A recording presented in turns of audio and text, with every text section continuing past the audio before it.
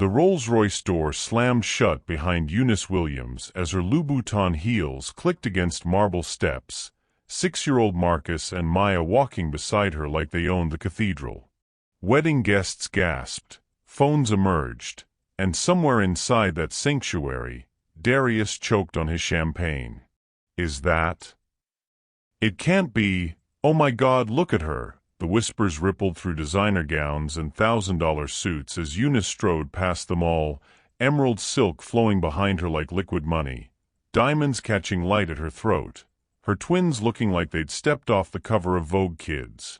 Darius had invited his poor ex-wife to mock her at his wedding, expecting to see the broken woman he'd abandoned.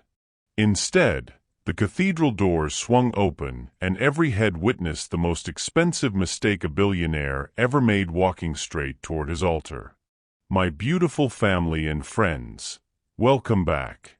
If you're ready for another unforgettable story, do me a quick favor, hit that like button." Why? Because each like tells YouTube, this story is worth sharing with more people who might really need it today. Drop a comment below and let me know where you're watching from. I do read every single one, and it makes me feel like we're sitting together in the same room, sharing these moments heart to heart. And don't forget to share this video with someone you love. You never know, the story you share might be the encouragement they've been praying for. This isn't just a channel, it's a family. And when you engage, you're helping us build a safe space where real stories bring real hope. 3 years earlier. The eviction notice crackled in Eunice Williams' trembling hands as she stood in the doorway of the cramped Toronto apartment she could no longer afford. Behind her, 6-year-old twins Marcus and Maya sat cross-legged on the worn carpet, building castles with empty cereal boxes because she'd had to sell their toys last month. The paper felt like a death sentence. Final notice, 72 hours to vacate. "Mommy, are we moving again?" Maya's voice was small, hopeful. At 3 years old, she didn't understand that moving meant sleeping in the car again, meant more nights when dinner was crackers and peanut butter, meant watching other kids play while they pressed their faces against windows of places they couldn't afford to enter. "We're going on another adventure, baby girl." Eunice folded the notice and slipped it into her purse next to the final divorce papers. Darius had made sure she got nothing, no alimony, no child support, no acknowledgement that she'd supported him through 3 failed startups before his blockchain technology finally made him billions. His lawyers had been ruthless. She signed a prenup, they'd said. She knew what she was getting into. What she'd gotten into was love. What she'd gotten out of was everything. The phone buzzed against the kitchen counter, another bill collector. Eunice let it ring as she opened the refrigerator to find 2 eggs, a half-gallon of milk with tomorrow's expiration date, and the stubborn hope that somehow she'd figure this out. She always did. "Marcus, Maya, come help Mommy make scrambled eggs for dinner." Again.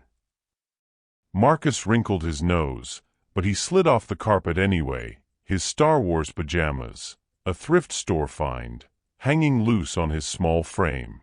"These are special eggs," Eunice said, cracking them into the dented pan she'd saved from the divorce settlement. "These are we're going to make it eggs." Maya giggled, climbing onto the wobbly chair to reach the counter. "Do they taste different?" "They taste like love." And they did somehow. Eunice had learned that love could stretch $1, make a meal from nothing, and turn a cramped apartment into home. It was the only currency she had left, and she spent it freely. After dinner, she tucked the twins into the single bed they all shared, their bodies warm against hers as she whispered stories about brave knights and magical kingdoms where good things happen to good people. She waited until their breathing deepened into sleep before she allowed herself to cry, quiet tears that tasted like desperation and dreams deferred. At midnight, She walked to the 24-hour diner 6 blocks away where she worked the graveyard shift. The Sunrise Cafe wasn't much to look at. Cracked vinyl booths, fluorescent lights that hummed too loud, coffee that had seen better decades. But it was work, and work meant hope. "You're late," grumbled Jerry, the overnight manager, as he tied his apron and prepared to leave. "I'm sorry. The babysitter." "Save it. Table 4's been waiting 20 minutes for pie." Eunice grabbed her order pad and forced a smile. Table 4 was occupied by a single man in an expensive suit, typing furiously on his laptop. He looked up as she approached. Sharp features, tired eyes, the kind of weariness that money couldn't fix. "What can I get you?" "Coffee. Black. And—" He glanced at the dessert case. "Is that apple pie fresh?" "Made this morning." It was a lie. The pie was 2 days old, but she needed this sale. "Would you like it heated?" "Please." As she poured his coffee, Eunice noticed his hands shaking slightly. The expensive watch, the tailored suit, the leather briefcase, all the markers of success. But something in his eyes reminded her of her own reflection these days, hollow, searching, running on empty. When she returned with the pie, he was staring at a photograph on his phone. A woman in a hospital bed, tubes and wires creating a mechanical spiderweb around her frail form. "Your wife?" Eunice asked gently, setting down the plate. He looked startled, as if he'd forgotten she was there. "My mother. Stage 4 pancreatic cancer. The doctors say." He shook his head. "They say to prepare for the worst." Eunice should have walked away. She had other customers, other problems, other tables that needed her attention. Instead, she slid into the booth across from him. "I'm sorry. That must be terrifying." "The money doesn't matter," he said, almost to himself. "I could buy the entire hospital, hire every specialist in the world, and it wouldn't change anything. She's going to die, and I can't save her." "But you can love her. That's not nothing." He looked up, really seeing her for the first time. "You don't know me. Why do you care?" Eunice thought about Marcus and Maya sleeping in their shared bed, about the eviction notice in her purse, about all the time strangers had shown her small kindnesses that kept her going. Because caring doesn't cost anything, and sometimes it's the only thing that helps. They sat in comfortable silence while he ate his pie and she refilled his coffee. When he finally left, he placed a $20 bill on the table for a $5 meal. "Thank you," he said, "for listening." "Thank you," she replied, "for letting me." After he left, Eunice found herself thinking about him throughout her shift. The way his voice had broken when he talked about his mother. The way he'd looked surprised that a stranger would care. She understood that feeling, the isolation that came with problems too big to solve, the weight of carrying everything alone. At 6 a.m., she walked home as the sun painted Toronto's skyline gold. The eviction notice was still in her purse, the bills were still unpaid, and her children were still waking up to a mother who had more love than money. But something had shifted in those quiet moments with a stranger who needed someone to care. She didn't know it then, but that conversation had planted a seed that would grow into something extraordinary. That man in the expensive suit would remember the waitress who sat with him in his darkest hour, who cared without expecting anything in return, who showed him that wealth meant nothing without compassion. 3 years later, that seed would bloom into a moment that would change everything. Have you ever wondered how a single act of kindness from a stranger might have changed the entire trajectory of your life? Sometimes the smallest gestures create the biggest transformations. The man returned the next night, and the night after that. Always the same booth, always the same order, black coffee and whatever pie was available. His name was Vincent Chun, and he was fighting a war he couldn't win against time and cancer cells that didn't care about his net worth. "How is she today?" Eunice would ask, sliding into the booth during her break. "Worse," he'd answer, and she'd listen as he talked about experimental treatments in Switzerland, about specialists who spoke in percentages and probabilities, about a mother who'd raised him alone after his father abandoned them when Vincent was 7. "She worked 3 jobs to put me through MIT," he said one Thursday night, stirring sugar into his coffee with mechanical precision. "Cleaned offices, waited tables, took in sewing. Her hands were always cracked and bleeding, but she never complained. Never once." Eunice understood. She looked at her own hands, rough from dishwater and cleaning supplies, nails bitten short because there was no time or money for manicures. Mothers do what they have to do.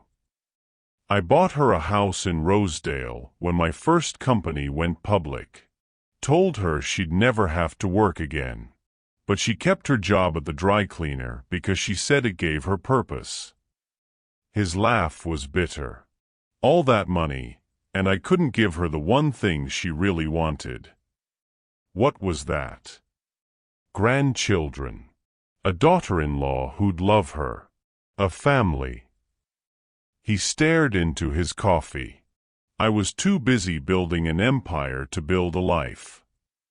Eunice thought about Marcus and Maya, about how they were her entire world, about how love multiplied instead of divided when you shared it.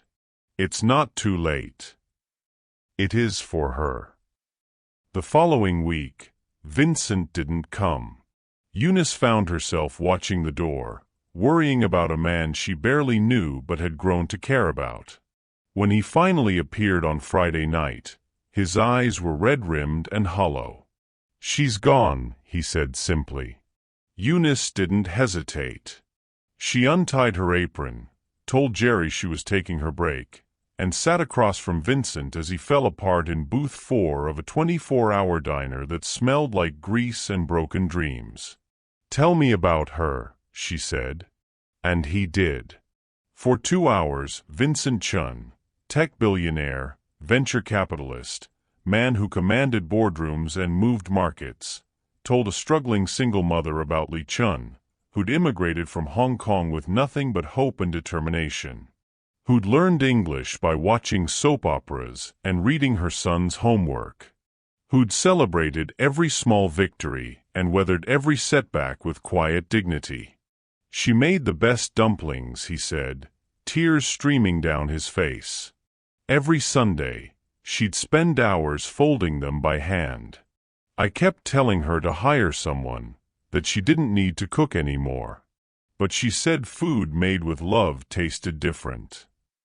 Eunice reached across the table and took his hand. She was right.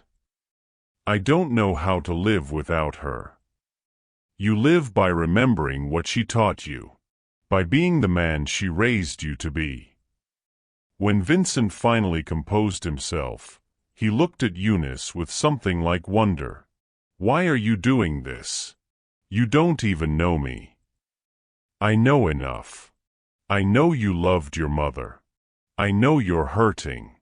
I know what it feels like to carry everything alone." She squeezed his hand. "Sometimes we all need someone to sit with us in the dark." Vincent was quiet for a long moment. "What's your story? What brought you here?" Eunice almost deflected. She was good at that, at making herself small, at focusing on everyone else's problems instead of her own. But something in his eyes, the raw vulnerability he just shared, made her honest. Divorce. 2 kids. An ex-husband who decided we weren't worth keeping when his company hit it big. She shrugged, trying to make it sound casual. "We're getting by. Just getting by. Some days." She looked around the diner, at the cracked ceiling tiles, the flickering neon sign, the life she'd built from the scraps of her old one. But we're together. That counts for something. Vincent studied her face, seeing past the tired eyes and worn uniform to something deeper. You have children? Twins. Marcus and Maya. They're 6. Her voice softened the way it always did when she talked about them. They're everything. Where are they now? Sleeping. My neighbor watches them during my shift. She didn't mention that Mrs. Rodriguez did it for free because she couldn't afford a real babysitter, or that she paid her back by cleaning the elderly woman's apartment and doing her grocery shopping. This can't be easy. Easy isn't the point. They need me to keep going, so I keep going. Vincent was quiet, processing. Here was a woman who had every reason to be bitter, to be angry at the world, to focus only on her own survival. Instead, she'd spent her break comforting a stranger, listening to his grief, offering kindness she couldn't afford to give. Eunice, he said finally. That's your name, right? She nodded. Thank you. For tonight. For all the nights. I don't think you realize what you've done for me. I didn't do anything special. That's where you're wrong. When Vincent left that night, he placed a $100 bill on the table. Eunice tried to give it back. It was too much, she couldn't accept it. But he was already gone, disappearing into the Toronto night like a ghost who'd found what he was looking for. She stared at the money, thinking about the eviction notice, about Marcus's shoes that were too small, about Maya's cough that needed medicine she couldn't afford. $100 was groceries for 2 weeks, was keeping the lights on for another month, was hope in paper form. But more than that, it was proof that kindness mattered. That caring for a stranger in his darkest hour had value beyond measure. That sometimes, when you give what you can't afford to lose, the universe finds a way to give back. Eunice folded the bill carefully and slipped it into her purse next to the eviction notice. She didn't know that Vincent Chun would spend the next 3 years thinking about the waitress who'd shown him that wealth without compassion was just expensive emptiness. She didn't know that he'd been searching for her ever since, trying to find a way to repay a debt that couldn't be measured in dollars. She didn't know that her simple act of sitting with a grieving stranger would set in motion a chain of events that would change everything. All she knew was that caring didn't cost anything, and sometimes it was the only thing that helped. When was the last time you sat with someone in their pain without trying to fix it, just to let them know they weren't alone? Sometimes presence is the most powerful gift we can offer. The $100 bill bought them 2 more weeks in the apartment, but it couldn't stop the inevitable. On a gray Tuesday morning in November, Eunice loaded everything they owned into her 15-year-old Honda Civic while Marcus and Maya watched from the back seat, their faces pressed against the windows like they were leaving for vacation instead of homelessness. "Where are we going, Mommy?"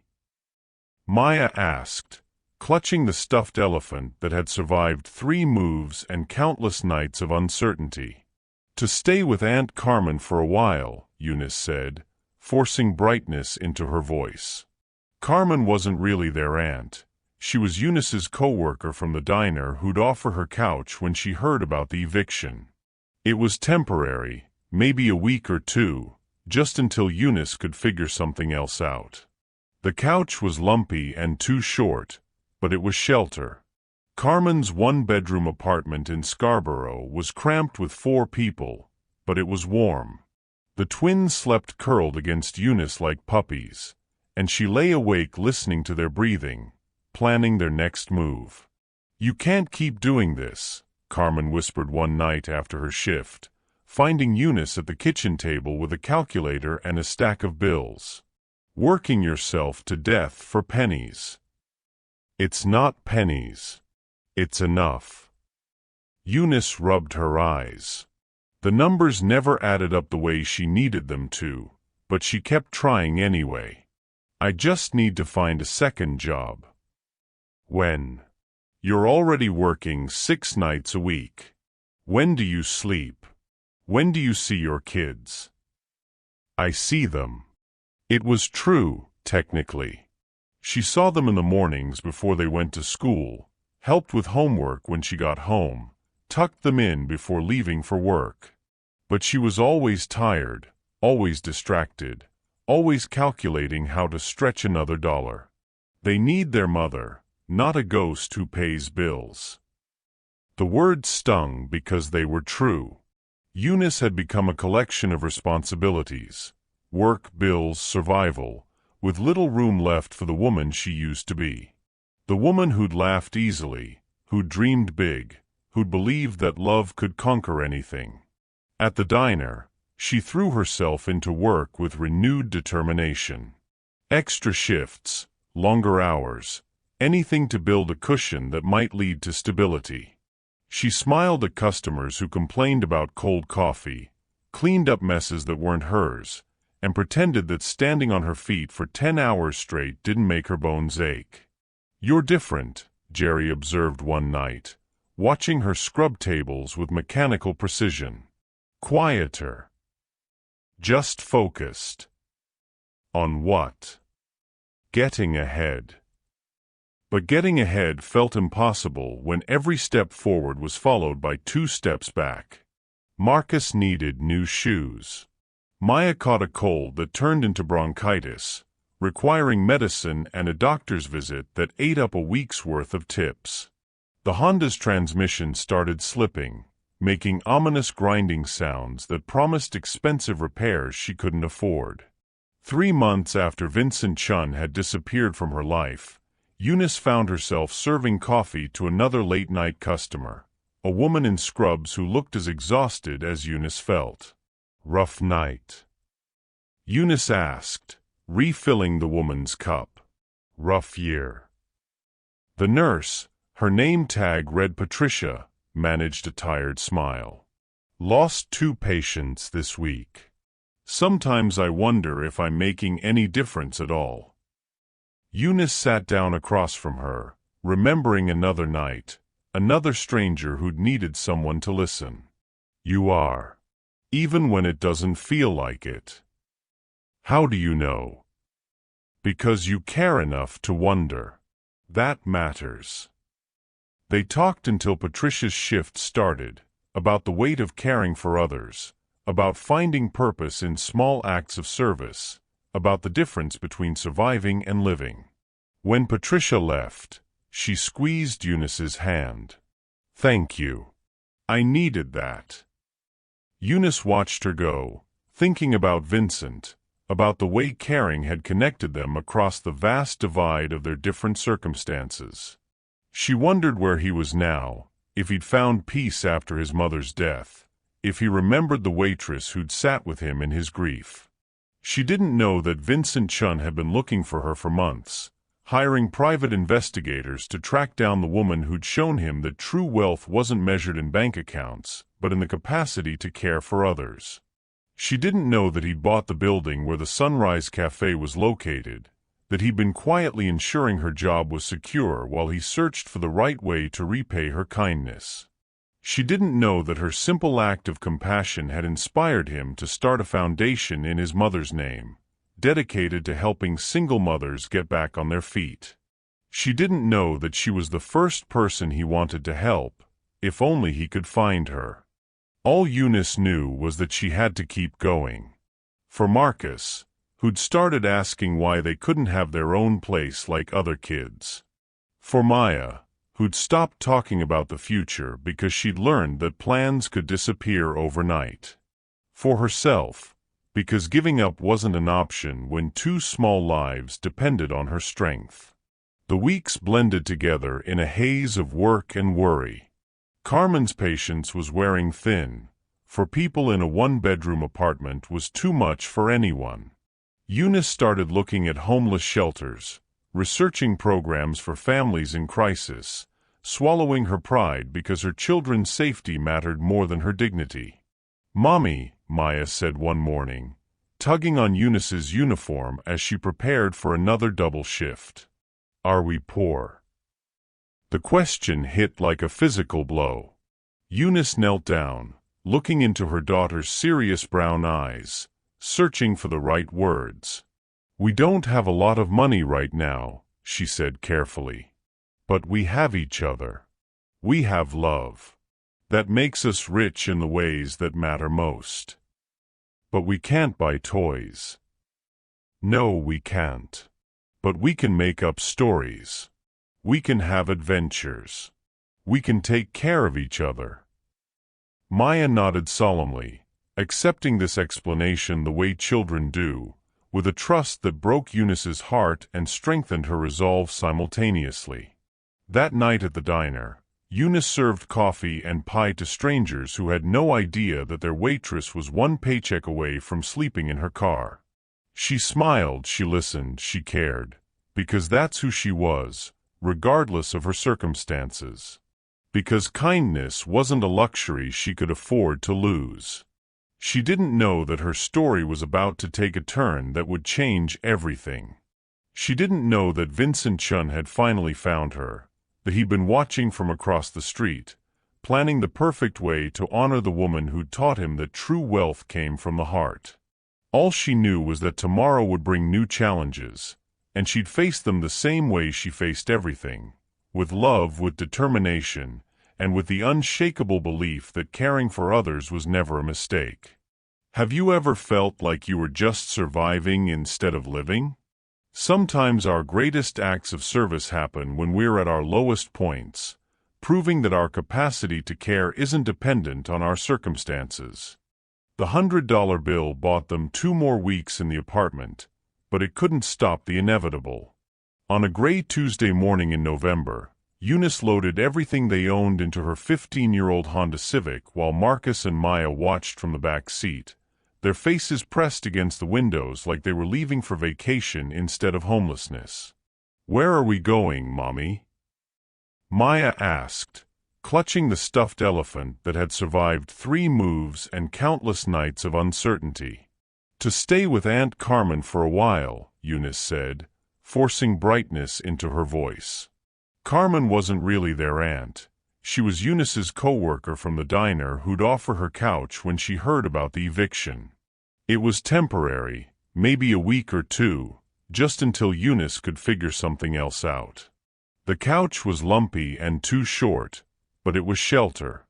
Carmen's 1-bedroom apartment in Scarborough was cramped with 4 people, but it was warm.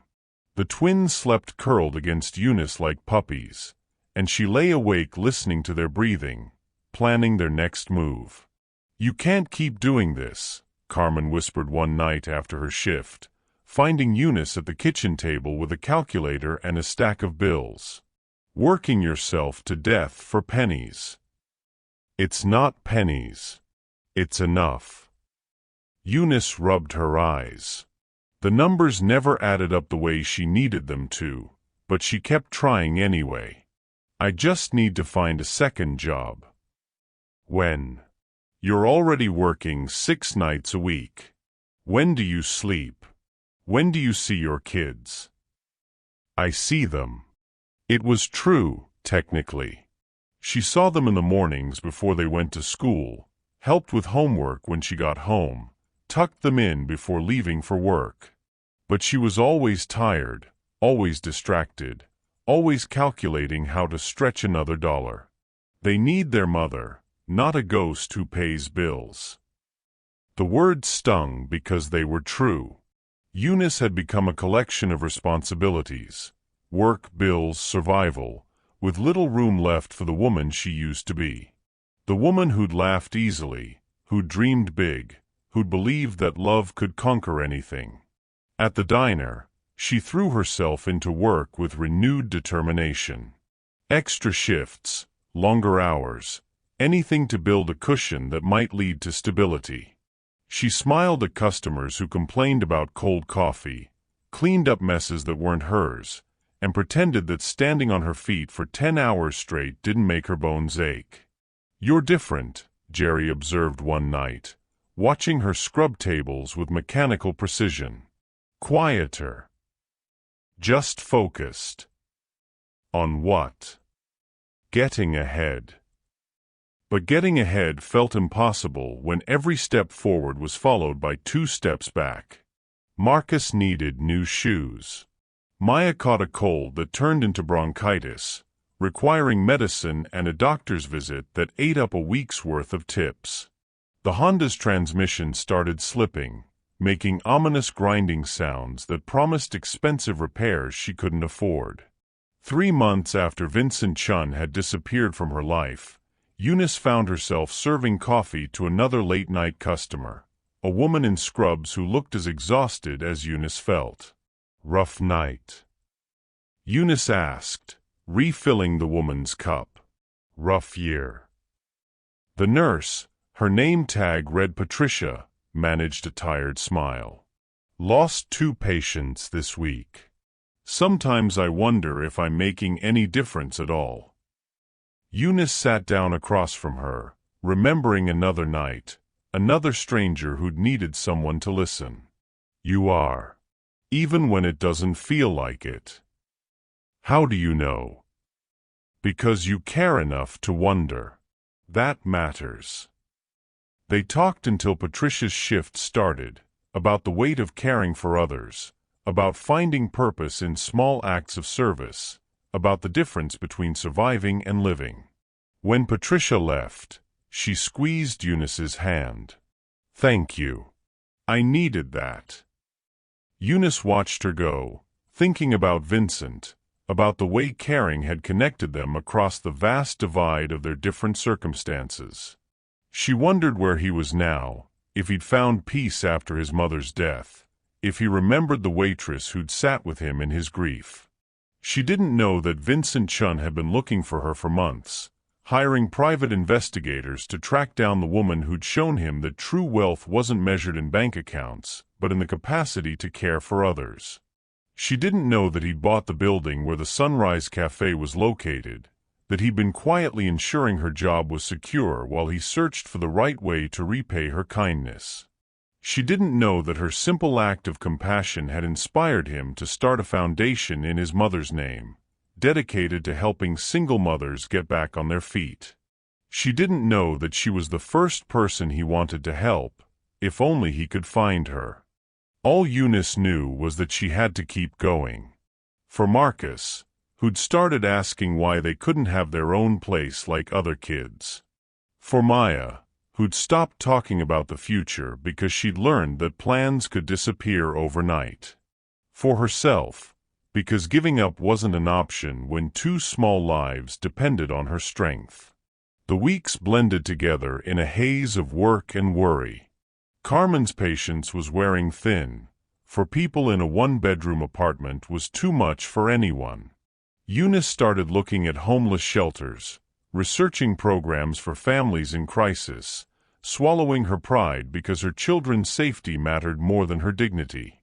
"Mommy," Maya said one morning, tugging on Eunice's uniform as she prepared for another double shift. "Are we poor?" The question hit like a physical blow. Eunice knelt down, looking into her daughter's serious brown eyes, searching for the right words. "We don't have a lot of money right now," she said carefully. "But we have each other. We have love. That makes us rich in the ways that matter most. But we can't buy toys." "No, we can't. But we can make up stories. We can have adventures. We can take care of each other." Maya nodded solemnly, accepting this explanation the way children do, with a trust that broke Eunice's heart and strengthened her resolve simultaneously.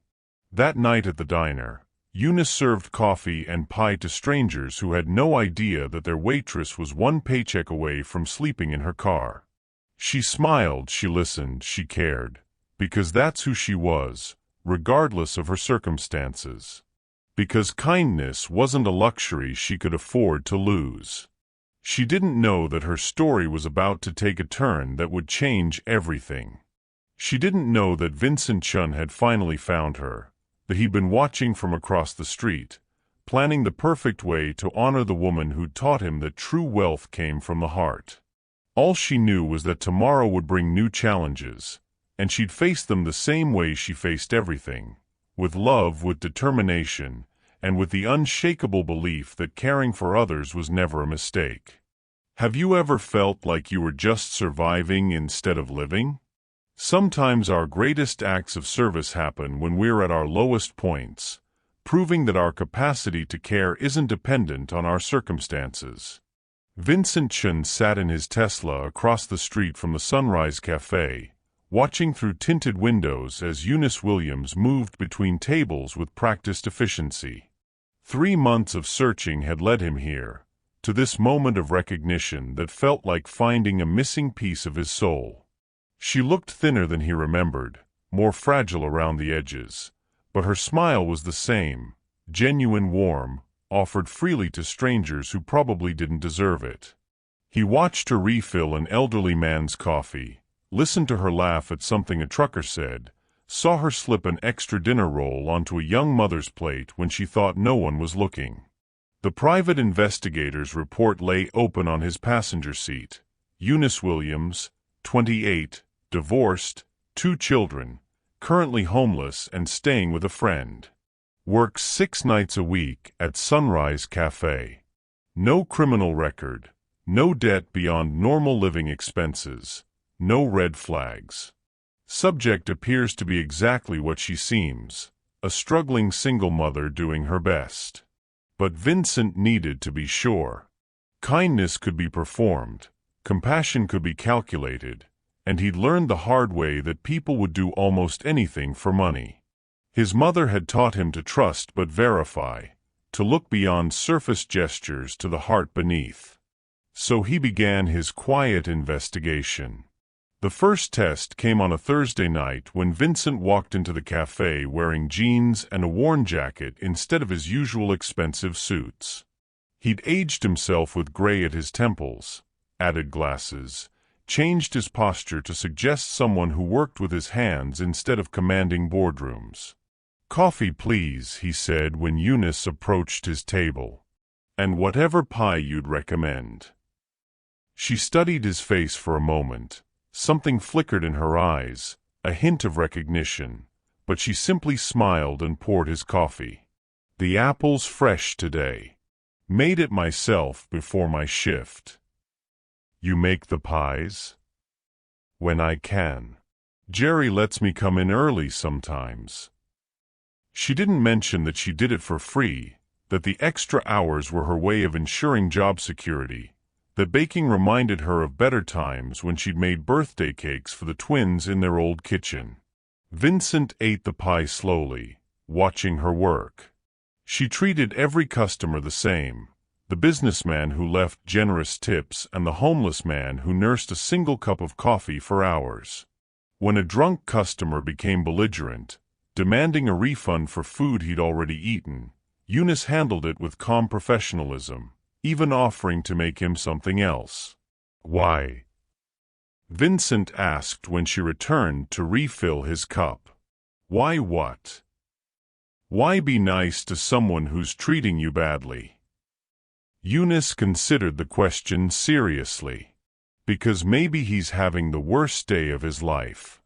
Maybe his wife left him, or he lost his job, or he just got bad news from a doctor. "I don't know his story, so I can't judge his behavior.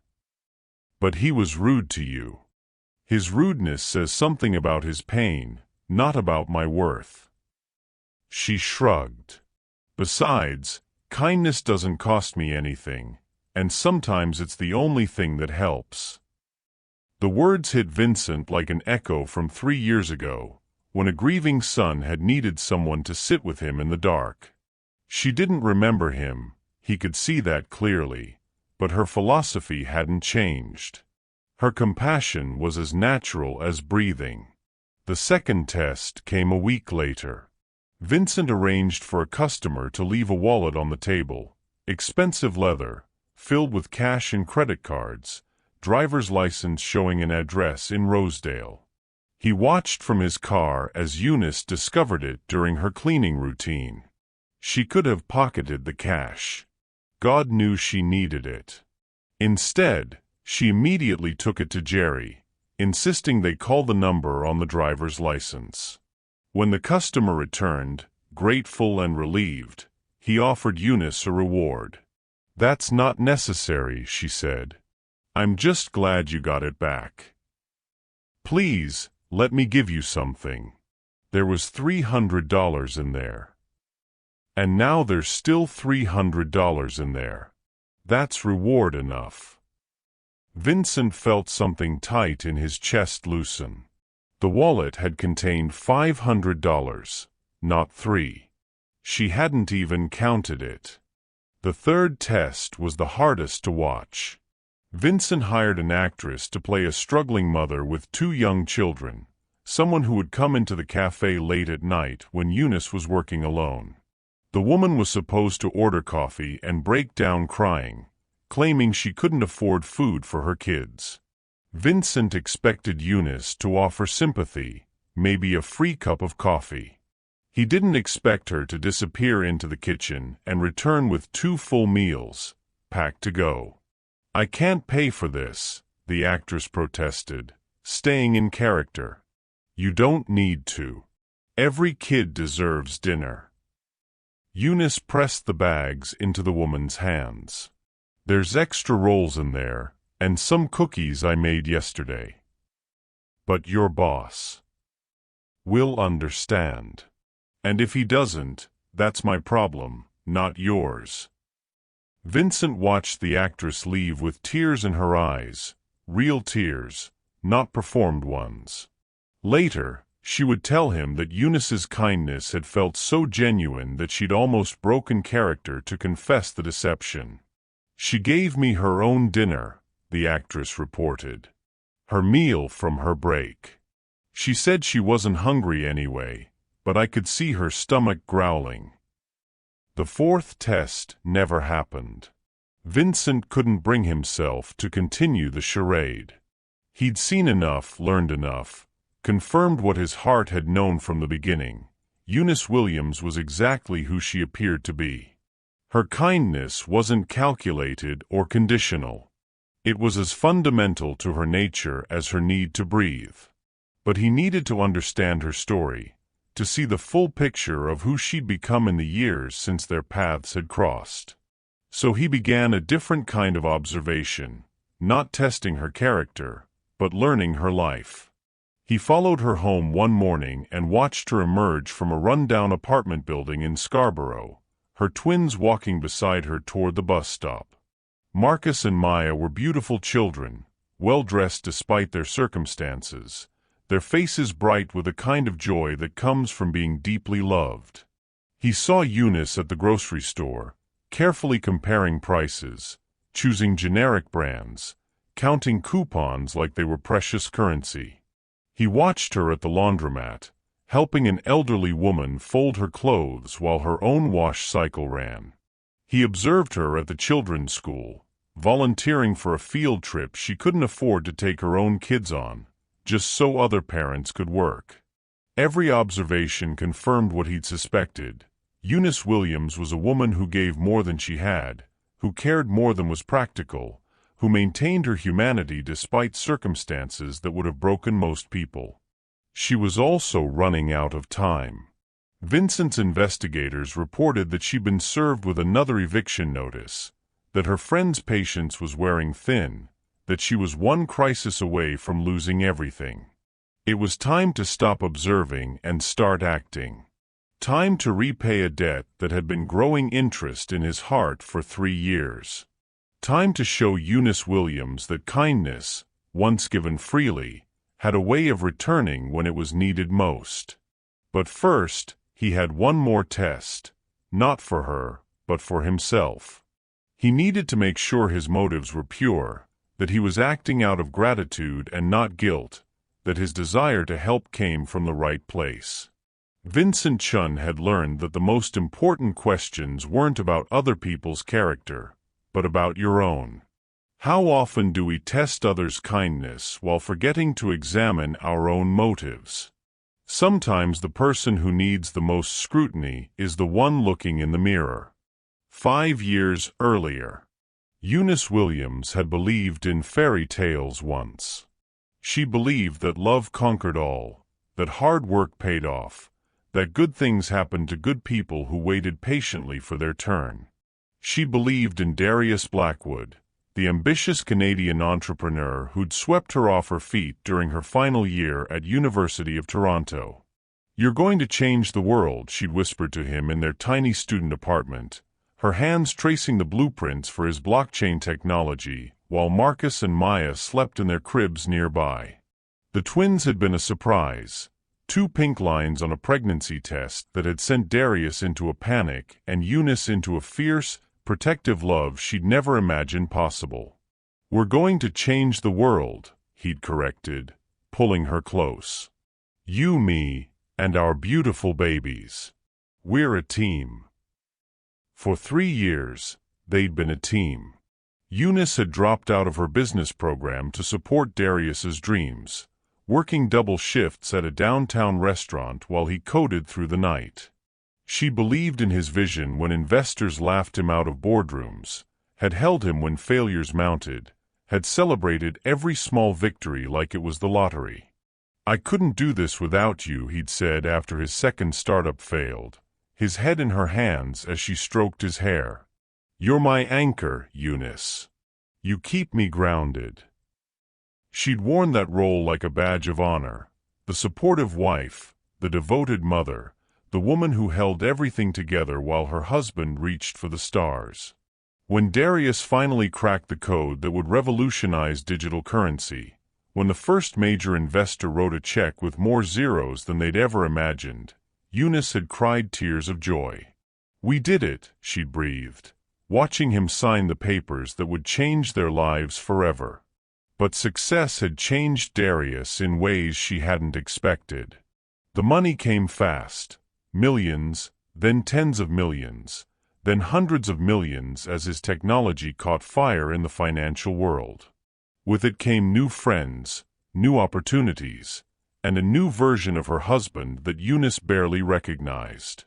"You need to dress better," he'd said one evening, looking at her reflection in their new penthouse mirror. "We're going to the gala for innovation next week. Everyone will be watching." Eunice had looked down at her simple black dress, the same one she'd worn to their wedding, the same one she'd nursed the twins in, the same one that had seen her through every important moment of their marriage. "What's wrong with this?" "Nothing's wrong with it. It's just, we're different people now. We need to look the part." Different people. The phrase had lodged in her chest like a splinter, small but persistent. She'd bought the expensive dress, learned to navigate charity galas and investor dinners, smiled prettily while Darius networked with people who spoke in acronyms and treated money like a game. But she'd never felt like she belonged in that world. While other wives discussed their latest shopping trips to Milan or their children's private tutors, Eunice found herself gravitating toward the servers, asking about their families, remembering their names.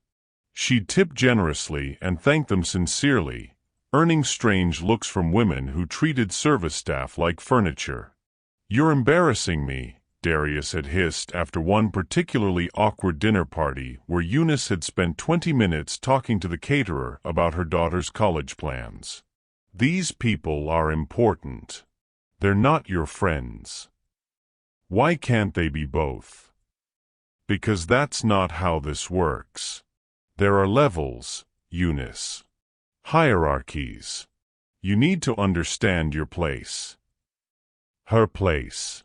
As if kindness had a social class, as if caring about others was a luxury she could no longer afford. The final blow had come on a Tuesday morning when Eunice found Darius in his study, surrounded by legal documents and wearing the expression of a man who'd made a difficult but necessary decision. "We need to talk," he'd said without looking up. "About what?" "About us. About our future." He'd finally met her eyes, and she'd seen a stranger looking back. I'm filing for divorce." The words had hit her like a physical blow. What? Why? Darius, if this is about the party last week. It's not about a party. It's about compatibility. We've grown apart, Eunice. We want different things. We want our family. We want our children to be happy. I want a partner who understands the world I'm building. Someone who can navigate these circles without making me look like I'm married beneath my station. Beneath his station. The words had cut deeper than any physical wound. I supported you when you had nothing. I believed in you when no one else would. I gave up my dreams so you could chase yours. And I'm grateful for that. But gratitude isn't love, and nostalgia isn't a foundation for marriage. He'd slid the papers across his desk like a business transaction. I've been generous in the settlement. You'll be comfortable. Comfortable. As if money could replace the life they'd built together, the dreams they'd shared, the family they'd created. The divorce had been swift and brutal. Darius's lawyers had found every loophole, exploited every technicality, turned the prenup she'd signed in love into a weapon against her future. She'd gotten nothing, no alimony, no share of the company she'd helped build, no acknowledgement of the sacrifices she'd made. The children will be better off with stability, Darius had argued when she'd fought for custody. I can provide them with opportunities you never could. But when the judge had asked Marcus and Maya who they wanted to live with, they both pointed to their mother without hesitation. Even at 3 years old, they'd known where love lived. Darius had remarried within 6 months, a stunning socialite named Victoria who spoke 4 languages and had never worked a day in her life. The wedding announcement in the Toronto Star had featured a photo of the happy couple, with a caption that mentioned Darius's first marriage to his college sweetheart, as if Eunice had been a practice round for the real thing. Now, 3 years later, Vincent Chen sat in his office reviewing the private investigator's report on Eunice Williams, understanding for the first time the full scope of her fall from grace. She'd gone from penthouse to poverty, from society wife to struggling waitress, from believing in fairy tales to living in the harsh reality of a world that didn't reward kindness with security. But she'd kept her humanity. Despite everything she'd lost, despite every reason to become bitter and closed off, she'd remained the woman who would sit with a stranger in his grief, who would give her own meal to a hungry mother, who would treat every person with dignity regardless of their station. Vincent thought about his own journey, how his mother's death had left him hollow, how Eunice's simple compassion had reminded him that wealth without heart was just expensive emptiness. He'd spent 3 years building a foundation in his mother's memory, helping families in crisis, learning that true success was measured not in dollars but in lives touched. And now he had the chance to touch the life of the woman who'd taught him that lesson. Vincent picked up his phone and dialed his assistant. "Sarah, I need you to arrange something for me. Something special." It was time to show Eunice Williams that fairy tales could still come true, not because of magic, but because of the simple, powerful truth that kindness, once given freely, had a way of returning when it was needed most. The wedding invitation would arrive tomorrow, hand-delivered and impossible to ignore. Darius Blackwood was getting married again, and he wanted his ex-wife there to witness his triumph. He had no idea he was about to witness hers. Have you ever had someone dismiss your worth because you didn't fit their new image of success? Sometimes the people who forget where they came from need the biggest reminder of what truly matters. Vincent couldn't stay away from the Sunrise Cafe. What had started as observation had evolved into something deeper, a genuine connection that grew stronger with each cup of coffee, each quiet conversation, each moment when Eunice's guard dropped just enough to let him see the woman beneath the uniform. He'd established a routine, arriving every Tuesday and Thursday night around 2 a.m. when the cafe was nearly empty and Eunice had time to talk. She knew him now as David Park, a freelance consultant who worked odd hours and had trouble sleeping. The name felt strange in his mouth, but the conversations that followed felt like coming home. "You look tired," Eunice said one Thursday, setting down his usual coffee and apple pie. "More tired than usual." Vincent, David, rubbed his eyes behind the glasses he'd started wearing. "Big project deadline. I've been living on caffeine and stress for the past week." "What kind of consulting do you do?" She slid into the booth across from him, a ritual that had developed over their weeks of late-night encounters. "Business development. Helping companies figure out their next steps." It wasn't entirely a lie. His venture capital firm did exactly that, just on a much larger scale than David Park would suggest. "What about you? Have you always wanted to be a waitress?" Eunice laughed, but there was no bitterness in it. No little girl dreams of pouring coffee at 3 a.m. "I was in business school once, before." She gestured vaguely at her life. "Before everything changed." "What happened?" "I got married. Had kids. Supported someone else's dreams instead of my own." She traced patterns in the condensation on his water glass. "I thought love meant sacrifice. Turns out sometimes sacrifice just means giving up pieces of yourself until there's nothing left to recognize." Vincent felt his chest tighten. He'd read about her divorce, seen the legal documents that painted Darius Blackwood as ruthless and Eunice as naive. But hearing the pain in her voice, seeing how she'd maintained her grace despite everything she'd lost, made him want to find her ex-husband and explain exactly what he'd thrown away. "Do you regret it?" "The marriage? Sometimes. The kids? Never. Marcus and Maya are the best thing I've ever done. They're why I keep going when everything else feels impossible." "Tell me about them." Eunice's face transformed when she talked about her twins, exhaustion melting into pure joy as she described Marcus's obsession with dinosaurs and Maya's talent for drawing. She pulled out her phone, showing him pictures with the pride of a woman whose children were her greatest treasure. "They're beautiful," Vincent said, and meant it. "They look like you. They look like their father too. But hopefully they got my heart instead of his." She put the phone away carefully. "What about you? Any kids?" "No. I always thought there would be time for that later, after I got my career sorted out. Now I'm wondering if later ever actually comes." "It does. But sometimes it looks different than we expected." Their conversations became the highlight of Vincent's week. He found himself sharing stories he'd never told anyone, about his mother's death, about the loneliness of success, about the weight of having more money than purpose. Eunice listened without judgment, offered comfort without trying to fix him, provided the kind of human connection he'd forgotten existed.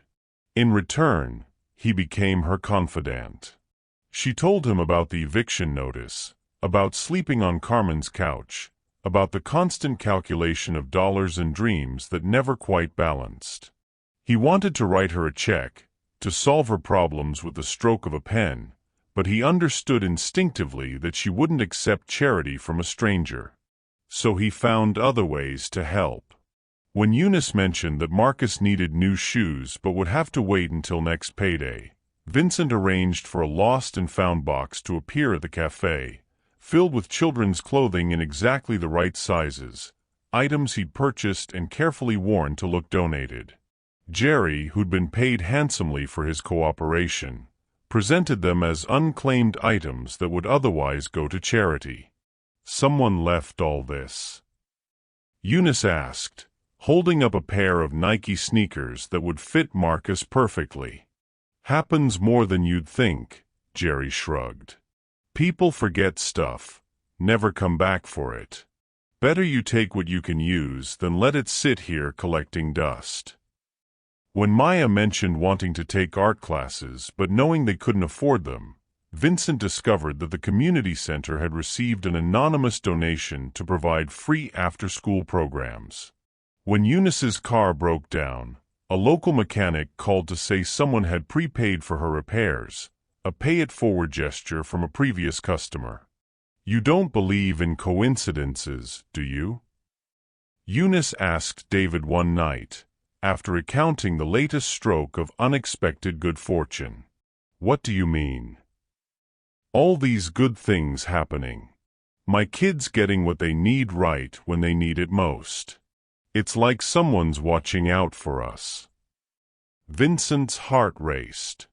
Had he been too obvious? Was she connecting the dots between David Park and her mysterious benefactor? "Maybe someone is," he said carefully. "Maybe the universe has a way of rewarding good people. I'm not sure I'm good enough to deserve all this." "Trust me," Vincent said, looking directly into her eyes. "You are." Their connection deepened beyond the cafe. Vincent started timing his consulting work to coincide with her daily routine, accidentally encountering her at the grocery store, where he'd casually mentioned sales on items he'd seen her comparing prices on. Running into her at the park where she took the twins on sunny afternoons, joining their impromptu picnics with sandwiches he'd claimed to have bought for a client meeting that got canceled. Marcus and Maya warmed to him quickly, drawn to his genuine interest in their lives and his willingness to push them on swings or help build sandcastles. Vincent found himself looking forward to these encounters more than board meetings, treasuring Maya's artwork and Marcus's dinosaur facts like they were precious gifts. "Mr. David is nice," Maya announced one afternoon, showing him a drawing she'd made of their group at the park. "He listens when we talk." "He does," Eunice agreed, watching Vincent help Marcus identify cloud shapes. "Some adults forget how to do that." "Will he be our friend forever?" Eunice's smile faltered slightly. "I don't know, sweetheart. Sometimes people come into our lives for just a little while. But the good ones stay, right?" Vincent pretended not to hear the question, but it echoed in his mind for days afterward. What happened when this charade ended? When he revealed his true identity and offered Eunice the help she desperately needed? Would she be grateful, or would she feel manipulated by his deception? The thought tormented him, but not enough to stop. He was addicted to these moments of genuine human connection, to being valued for who he was rather than what he owned. With Eunice, he wasn't Vincent Chun the billionaire. He was David Park, a lonely consultant who found purpose in small kindnesses and quiet conversations. But reality was closing in. Carmen was growing tired of hosting Eunice and the twins, dropping increasingly obvious hints about finding their own place. The cafe's night shift barely covered their basic needs, and winter was coming with its promise of higher heating bills and children who would outgrow their clothes. Vincent knew that his careful orchestration of small miracles wouldn't be enough much longer. Eunice needed real help, substantial help, the kind of life-changing assistance that only someone with serious resources could provide. The wedding invitation arrived on a Tuesday morning, delivered by a courier service to Carmen's apartment. Vincent watched from across the street as Eunice signed for the envelope, saw her face go white as she recognized the return address. Darius Blackwood was getting married again, and he wanted his ex-wife there to witness his happiness. The invitation was both cruel and calculated, a final humiliation designed to remind Eunice of everything she'd lost. Vincent's hands clenched into fists as he imagined Darius's smug satisfaction, his assumption that Eunice would arrive broken and beaten, a cautionary tale about the consequences of not being enough. He had no idea that Vincent Chun had spent 3 years planning for this moment, that every act of kindness from a mysterious benefactor had been building toward this day, that the woman Darius had discarded was about to remind everyone what true wealth really looked like. The game was about to begin, and Vincent intended to make sure Eunice Williams won. When someone enters your life and consistently shows up with kindness and support, do you question their motives or accept the gift of their presence? Sometimes guardian angels come disguised as ordinary people. The wedding invitation sat on Carmen's kitchen counter like a golden dagger, its elegant script mocking every struggle Eunice had endured since her divorce. Darius Blackwood and Victoria Sterling request the pleasure of your company. The pleasure. As if watching her ex-husband marry his upgrade would bring her joy. You're not actually considering going, are you? Carmen asked, pouring herself coffee before her morning shift at the hospital. That man destroyed your life. Why give him the satisfaction of seeing you struggle? Eunice stared at the invitation, her mind calculating impossible math. The wedding was in 3 days, at the Four Seasons in downtown Toronto. She had exactly $43 in her checking account, a car that made ominous noises, and no appropriate clothing for an event that would probably cost more than she'd earned in the past year. I won't give him the satisfaction, she said quietly. But maybe I need to see it for myself. To finally close that chapter. With what money? How are you even going to get there? Before Eunice could answer, Maya appeared in the doorway, her small face flushed with fever. Mommy, my throat hurts. Eunice immediately went into crisis mode, pressing her hand to Maya's forehead and finding it burning hot. Baby, when did this start? Last night. I didn't want to wake you up. Maya's voice was barely a whisper, each word clearly painful. Within an hour, Maya's fever had spiked to 104 degrees. At the emergency room, doctors diagnosed severe strep throat that had progressed to scarlet fever, serious enough to require immediate hospitalization and expensive antibiotics. She'll need to stay for at least 3 days, the doctor explained, reviewing Maya's chart. We need to monitor her closely and make sure the infection doesn't spread. Eunice nodded, trying to process the medical information while simultaneously calculating costs she couldn't afford. Even with the basic insurance from the cafe, the hospital bills would be devastating. But Maya's health came first. It always came first. Mommy, are you crying? Marcus asked, tugging on her sleeve as they sat in the pediatric ward watching Maya sleep, connected to 4 lines and monitors. Happy tears, Eunice lied, wiping her eyes. I'm just glad Maya's getting better. The first bill arrived that evening while she was still at the hospital, $3,847 for the emergency room visit alone. The insurance would cover some of it, but her portion would be more money than she made in 2 months. More bills would follow, the hospital stay, the specialists, the medications. Carmen found her in the hallway at 2 a.m., slumped against the wall outside Maya's room. Eunice, you need to go home. Get some sleep. I'll stay with her.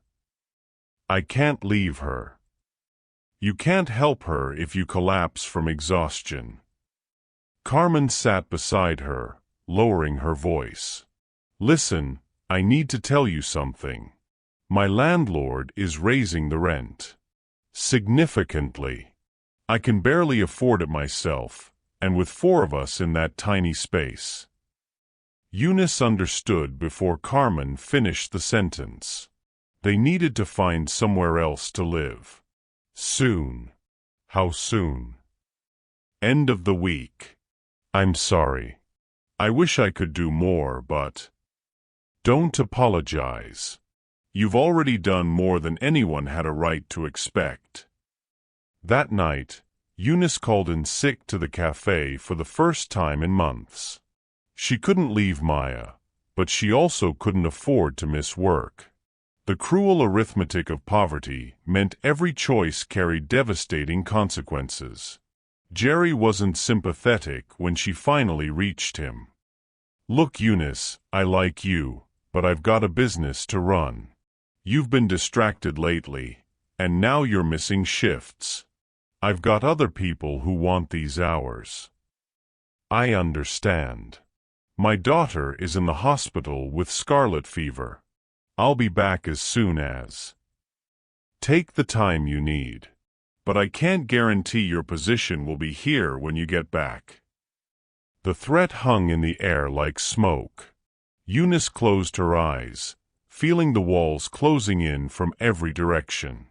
No job, no home, medical bills that would follow them for years, and Maya still fighting an infection that could have killed her if they'd waited even one more day. Vincent found her in the hospital cafeteria at 3 a.m., staring at a cup of coffee she couldn't afford but desperately needed. He'd been monitoring the situation from a distance, his heart breaking as he watched the woman who'd shown him such kindness face crisis after crisis with quiet dignity. "David." Eunice looked up, surprised. "What are you doing here?" "I was visiting someone," he lied smoothly. "I saw you from across the room. Are you okay?" The simple question broke something inside her. For weeks, she'd been carrying everything alone, maintaining her strength for her children, her composure for her employers, her hope for everyone who depended on her. But sitting in that sterile cafeteria at 3 a.m. with a man who'd become her friend through late-night conversations and shared struggles, she finally let her guard down. "My daughter is sick. Really sick. The bills are going to destroy us financially. My friend can't let us stay anymore, and I might lose my job." The words tumbled out in a rush. "I don't know what to do. I've been so careful, so responsible, but it doesn't matter. One medical emergency and everything falls apart." Vincent wanted to fix it all, write a check, make phone calls, use his resources to solve every problem. Instead, he reached across the table and took her hand. "What can I do to help?" "Nothing. There's nothing anyone can do." She laughed bitterly. "Do you know the worst part? My ex-husband is getting married this weekend.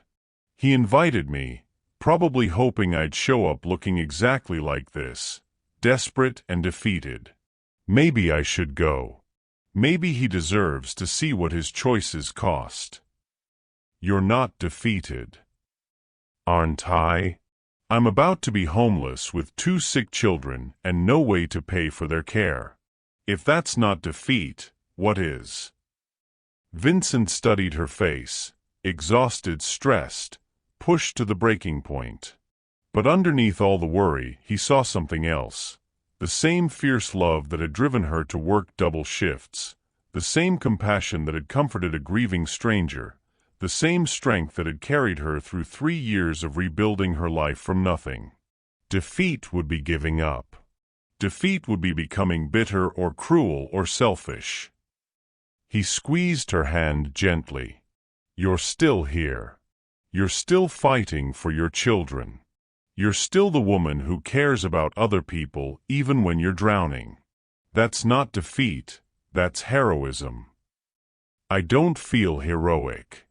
I feel terrified." Heroes usually do. They sat in comfortable silence, 2 people who'd found unexpected friendship in the middle of their respective storms.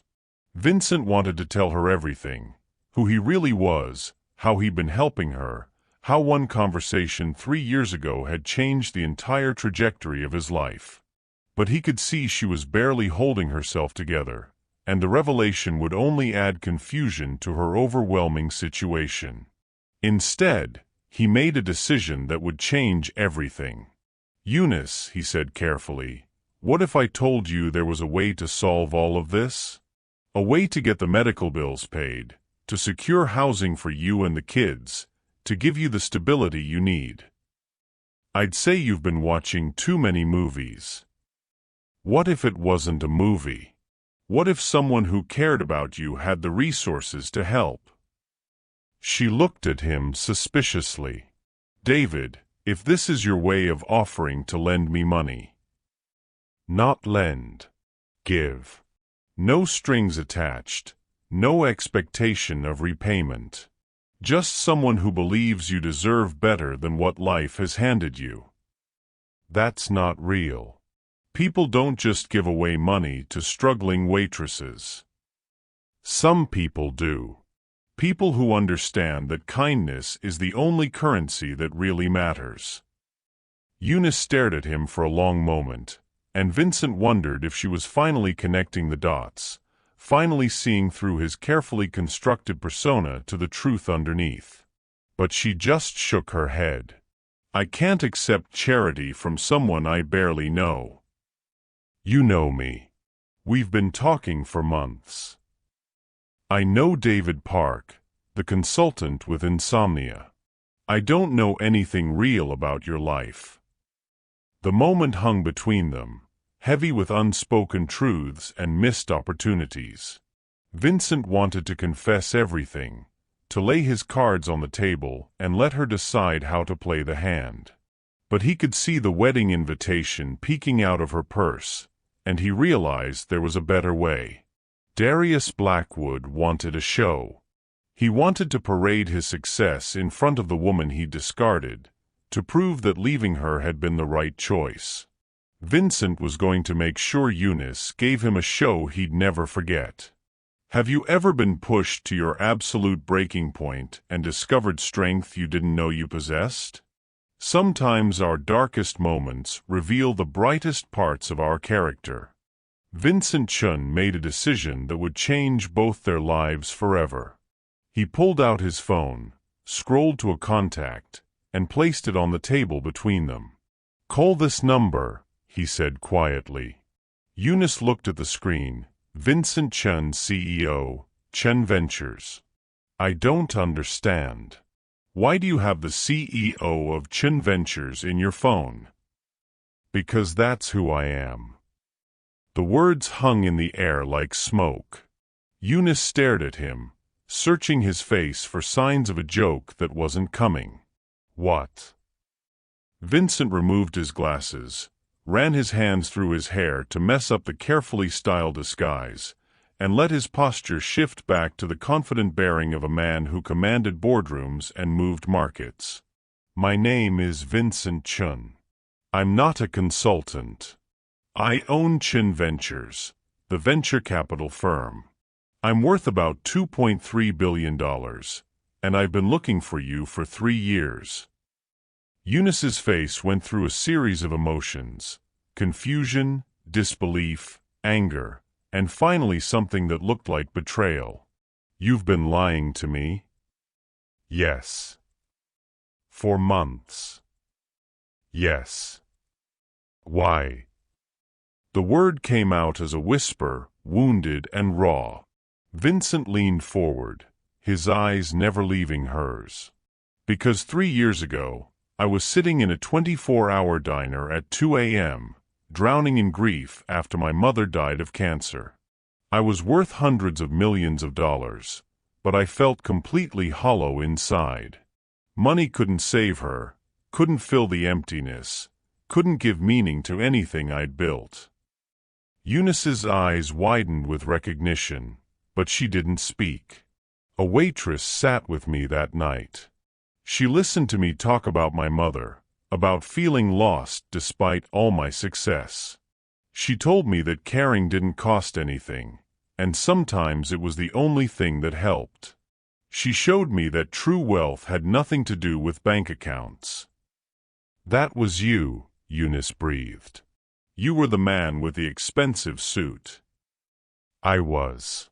And you were the woman who taught me what it meant to be human again. Vincent's voice was steady, but she could see the emotion in his eyes. "I've been searching for you ever since. When I finally found you working at the Sunrise Cafe, I wanted to understand who you really were, to make sure that night wasn't just a performance." "So you tested me? Like some kind of experiment?" "At first, yes.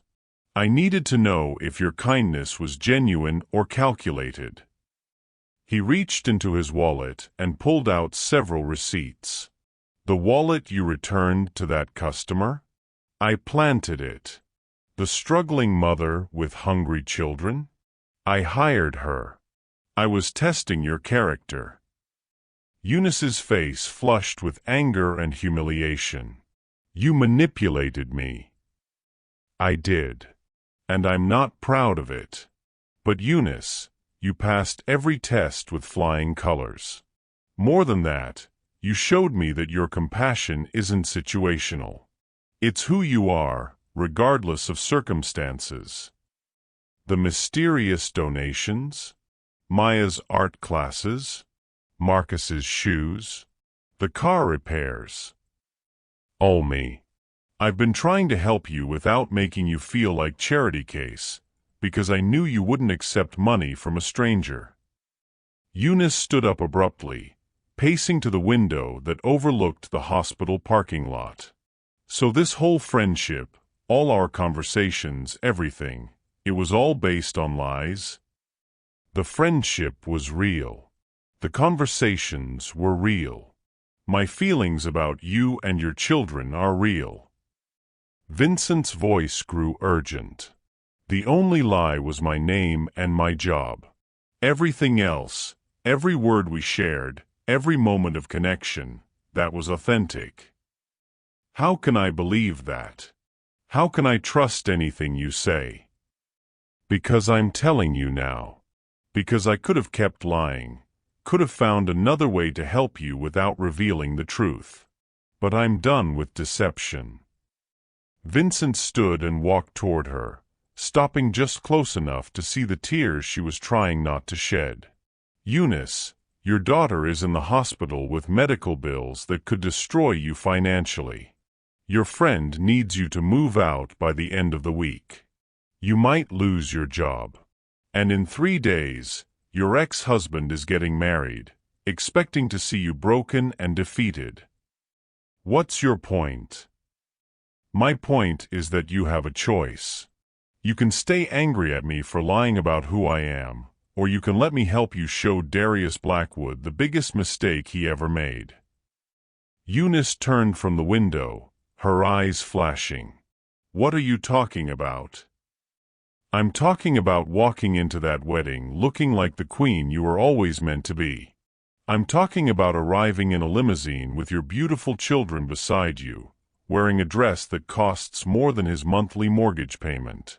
I'm talking about reminding everyone in that room, including yourself, that worth isn't measured by bank balances, but by the size of your heart. You want me to pretend to be something I'm not? No. I want you to be exactly who you are, but with the resources to show it properly."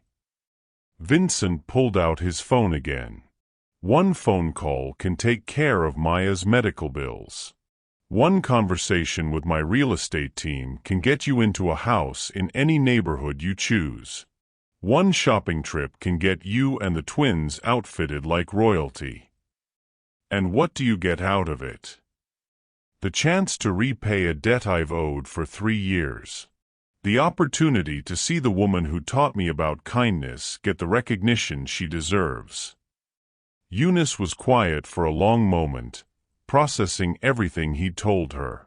"You've been watching me, manipulating situations, playing God with my life.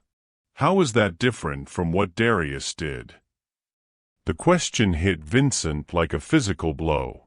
"Because Darius threw you away when you no longer served his image. I want to lift you up because you deserve to be lifted. Because your kindness 3 years ago saved me from becoming a hollow, meaningless person. Because seeing you struggle while maintaining your humanity has reminded me what true strength looks like." And if I say no? If I tell you to leave me alone and never contact me again? Then I'll respect that decision. But first, let me ask you something. Vincent's voice softened. What would you do if our positions were reversed? If someone had shown you kindness when you needed it most, and you later had the power to help them in return, wouldn't you do everything in your power to repay that debt? Eunice closed her eyes, and Vincent could see her internal struggle playing out across her face. The practical part of her knew she needed help. Maya's medical bills alone would take years to pay off on a waitress's salary. But the proud part of her, the part that had survived divorce and poverty and maintained her dignity through it all, rebelled against accepting help from someone who deceived her. If I agree to this, she said finally, I need to know that you're not doing this out of pity or guilt. I need to know that you see me as an equal, not a charity case. Eunice Williams, you are the strongest, most compassionate, most genuinely wealthy person I've ever met. Helping you isn't charity, it's an investment in someone who makes the world better just by being in it. She opened her eyes and looked at him, really looked at him, as if seeing him for the first time. The expensive clothes he'd disguised, the confident bearing he'd hidden, the power he'd concealed behind gentle conversations and carefully crafted normalcy. Vincent Chun, she said, testing the name. The man who built an empire from nothing. The man who had everything and discovered it meant nothing without compassion. The man who learned about true wealth from a waitress who gave what she couldn't afford to lose. Eunice walked back to the table where the wedding invitation still lay like a challenge. She picked it up, reading Darius's name, remembering the man who'd promised to love her forever and then discarded her when she no longer fit his image of success. If we do this, she said slowly, we do it right. I don't want to just show up looking expensive. I want to remind everyone in that room what real class looks like. Vincent felt his heart leap. Is that a yes? That's a yes. But Vincent... She fixed him with a look that was both grateful and warning. No more lies. No more manipulation. If we're going to do this together, we do it as equals, with complete honesty. Agreed. Partners. Partners. She shook his hand, and Vincent felt the same electric connection he'd felt 3 years ago when a stranger had sat with him in his darkest hour. Now, how exactly does one make a billionaire's ex-wife entrance?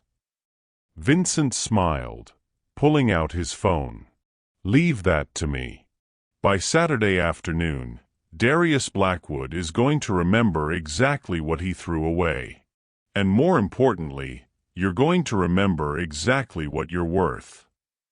Have you ever discovered that someone's true identity was completely different from what you believed? Sometimes the most profound revelations come from people who've been hiding in plain sight. The next 48 hours moved like a whirlwind orchestrated by a man who'd spent 3 years planning for this moment. Vincent's team descended on Eunice's life with military precision, transforming every aspect of her circumstances while she focused on Maya's recovery. By Thursday morning, Maya's fever had broken. The scarlet fever was responding to treatment, and the doctors confirmed she'd be discharged by Friday afternoon, just in time for the weekend that would change everything. Mommy, why are there so many people here? Maya asked weakly from her hospital bed, watching as Vincent's personal shopper, hairstylist, and image consultant gathered in the family room down the hall. Because sometimes fairy godmothers come in teams, Eunice said, smoothing her daughter's hair. And sometimes they're really fairy godfathers who've been pretending to be consultants. Marcus looked up from his dinosaur book. Is Mr. David really a prince? Something like that, baby. Vincent appeared in the doorway, no longer hiding behind glasses and casual clothes. In his tailored suit and confident bearing, he looked every inch the billionaire he was, but his smile was the same gentle expression the twins had grown to love. "How's our patient doing?" he asked, approaching Maya's bed with a small wrapped box. "Better. The medicine is working." Maya accepted the gift with wide eyes, unwrapping it to find a delicate silver bracelet with a small elephant charm. "It's beautiful. But why an elephant?" "Because elephants never forget. And I wanted you to have something to remember that you're braver than you know." Vincent helped her fasten the bracelet. "Your mom told me elephants are your favorite." "They are. Marcus likes dinosaurs, but I like elephants because they protect their families. Just like your mom protects you." While Maya napped and Marcus played quietly, Vincent took Eunice to see what his team had accomplished. The presidential suite at the Four Seasons had been converted into a preparation headquarters, with racks of designer gowns, jewelry cases that sparkled like treasure chests, and a team of professionals who treated Eunice like royalty. "This is too much," she whispered, running her fingers over an emerald silk gown that probably cost more than she'd made all year. "This is exactly enough," Vincent replied. "Eunice, tomorrow isn't just about showing up Darius. It's about you stepping into the life you deserve, the recognition you've earned through every act of kindness, every sacrifice you've made for your children, every time you chose compassion over bitterness." The dress they finally selected was stunning, deep emerald silk that brought out her eyes, with a neckline that was elegant without being ostentatious, a fit that made her look like she'd been born to wear couture. The jewelry was equally perfect, a diamond necklace that caught light like captured stars, matching earrings that framed her face beautifully. "What about the children?" Eunice asked, watching as the stylists laid out miniature formal wear for Marcus and Maya. "Marcus gets a custom tuxedo. Maya gets a princess dress that matches your color scheme. They'll look like they stepped off the pages of a fairy tale." "And after the wedding? What happens to all of this?" Vincent met her eyes in the mirror where she was seeing herself transformed.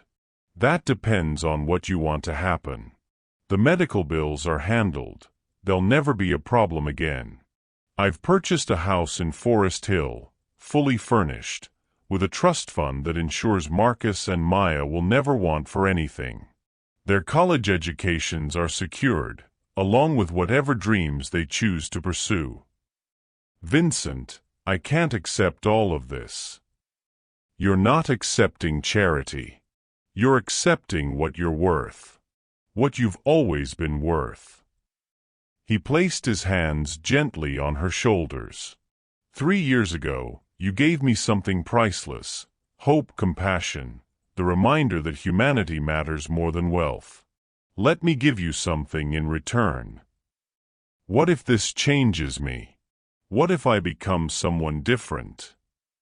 Look in the mirror, Eunice. Really look." She studied her reflection, the elegant gown, the sparkling jewelry, the professional makeup and styling. But underneath all the external transformation, her eyes were the same. Kind, determined, full of love for her children and compassion for others. "I'm still me," she said with wonder. "You're still you. Just finally dressed for the role you were always meant to play." Saturday afternoon arrived with perfect autumn weather, as if even nature was conspiring to make the day memorable. Maya, discharged and feeling much better, twirled in her princess dress while Marcus practiced walking like a gentleman in his tiny tuxedo. "Do I really look like a princess?" Maya asked, admiring herself in the full-length mirror of their hotel suite.